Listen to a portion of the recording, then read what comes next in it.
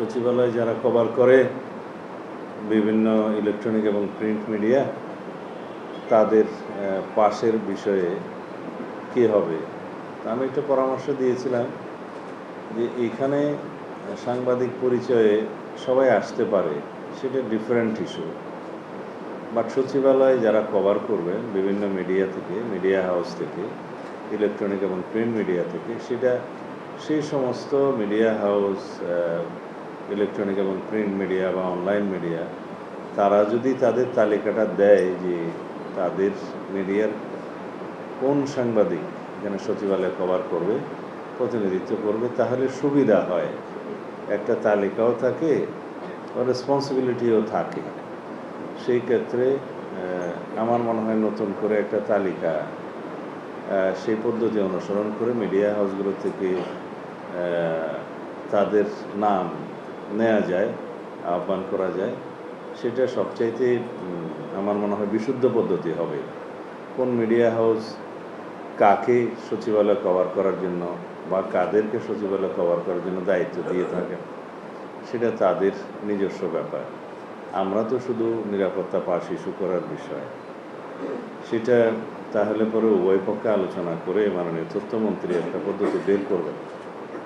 এখন পর্যন্ত যেভাবে চলছে এটা অস্থায়ী অ্যাডক ভিত্তিতে সব কিছু চলছে বলে আমার মনে হয়। তা আপনাদের মধ্যেও একটা শৃঙ্খলা তখন আসবে। আর যে বিষয়টা বলা হয়েছে যে প্রেস ক্লাব অতি সন্নিকটে, আপনারা যেহেতু প্রেস ক্লাবের এটা খানাপিনা বা দুপুরের আপনারা লাঞ্চ খাওয়ার একটা সুযোগ আছে সাবসিডাইজড প্রাইসে, খুব সম্ভবত প্রেস ক্লাবের সদস্য হিসেবে, সেটা আপনাদের এই সুযোগটা অবশ্যই দিতে হবে, যাতে এই গেটটা ব্যবহার করে আপনারা আসা যাওয়া করতে পারেন। 5 নাম্বার না, তবে আমাদের একটু পরীক্ষা নিরীক্ষা করে দেখতে হবে, কারণ এখন ঠিক এই পাশেই মন্ত্রিপরিষদ ভবন, এখানে মাননীয় প্রধানমন্ত্রী অফিস করেন। এখন ওনার সিকিউরিটিটা আগে দেখতে হবে, তারপরে সচিবালয়ের নাম্বার অফ জার্নালিস্ট কত থাকবে কভার করার জন্য সেটা দেখতে হবে।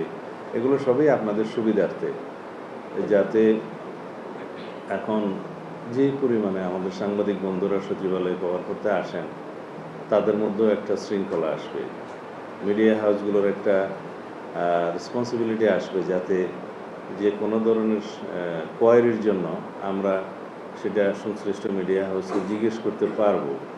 এটা ডিসিপ্লিনের মধ্যে আসবে।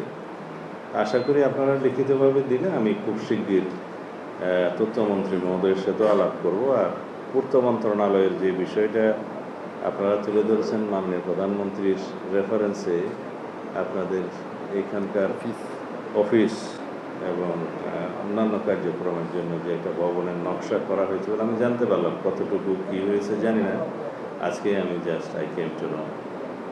সেটার বিষয়ে মাননীয় পূর্তমন্ত্রীর সাথে আপনারা আপনাদের সাংবাদিক নেতৃবৃন্দরা দেখা করতে পারেন, তাতে কাজটা একটু ত্বরান্বিত হবে।